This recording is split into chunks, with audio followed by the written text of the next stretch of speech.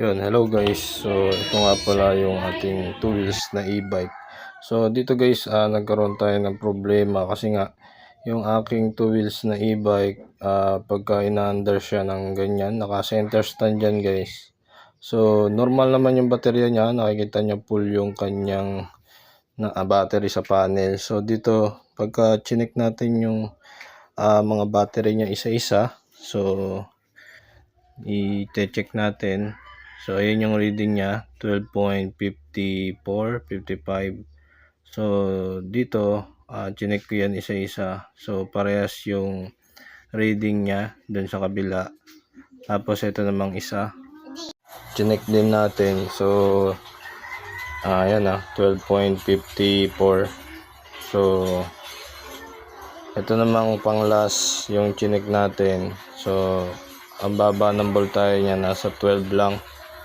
So dito guys, kaya bumagsak yung voltahe ng isang baterya na yan guys, kasi nga nung nag brown out sa amin, kinuha ko yung isang baterya na yan guys. So kinabit ko siya dun sa etong baterya na to, kinabit ko dun sa DC na 12 volts ko na electric fan, kasi nga yung bawat isa nito ay 12 volts. Kaya ang nangyari, na drain siya. So naging 12 volts siya na dapat ay 12.54, 55. So ngayon ang ginawa natin, tinanggal ko to, kinuha ko to, tapos chinarge ko siya ng separate, kasi nga yung ating e-bike na two wheels nagdadrop siya.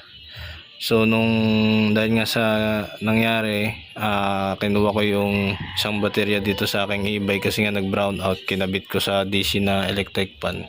So na-drain ko siya. So dito guys, iwasan nyo na yung isang baterya, pagka yung isang baterya ay bumigay, so damay, yun yung magiging dahilan kaya nagdadrop yung e-bike natin. Habang tayo nagdadrive, biglang bumababa yung baterya niya, kasi naglalagay siya dito sa kanyang panel na need nang i-charge, pero halos kaka-charge lang nito nung una. So ngayon ang ginawa natin, chinarge ko to ng bukod. So meron akong charger ng 12 volts, kinuha ko to, tapos chinarge ko siya, pinuli charge ko siya, tapos ibinalik ko siya ngayon dito. So ngayon papakita ko sa inyo, check na natin yung kanyang voltahe. So pagka balik ko pala dito guys, kinabit ko, tapos chinarge ko sila ng dito na sa charger na ng e-bike natin. So pinuli charge ko siya, kasi yun yung procedure. So pagkabalik ko, pinuli charge ko pa sila dito, para kailangan kasi parehas sila ng voltage para gumana yun ng maayos yung e-bike nyo. So pagka isa dito ay bumigay, so magdadrop talaga yung baterya nyo. So hindi talaga siya aandar. Makikita nyo doon sa panel, lagi siyang lobat. So ngayon check na natin yung voltage nitong isang baterya na to. Ayan, tignan nyo guys. Ayan so makikita nyo 12.42, 43. So ito naman sa kabila, check natin. Ayan guys, parehas na sila, 42, 43 na, kasi nga ginamit ko na rin tong e-bike na to kanina. So nabawasan na rin siya ng voltage, pero makikita nyo halos parehas na sila kumpara nung nakaraang check natin na 12 volts na lang yung niya. So pababa, ibig sabihin low bat. So ito naman dalawa dito, check natin. Ayan so parehas na parehas sila ng voltage. So dito guys, andar na ng maayos tong e-bike natin. So yun pala yung dahilan guys, kaya nagdadrop yung baterya natin, tapos naglalagay doon sa panel na need nang i-charge, pero halos makaka-charge lang ng e-bike natin.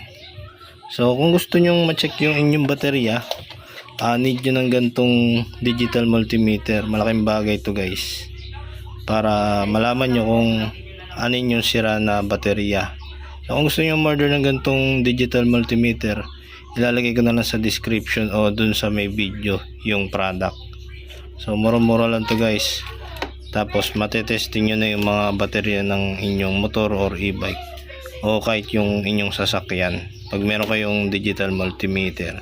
So dito guys, na-check natin nung una, nakita natin kung ano yung mahinang baterya. So ito, so alam ko na mahina to guys kasi nga ginamit ko siya nung nag-brown out. Kumuha ko na isang baterya dito.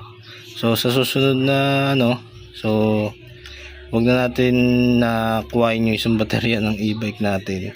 So dito guys, meron tayong natutunan na yung isang baterya pagka hindi sila parehas ng voltage, magdadrop yung inyong e-bike. Kumbaga hindi kayo makakabiyahe ng maayos. So yun lang guys, sana meron kayong natutunan sa ating konting tutorial. Ayun.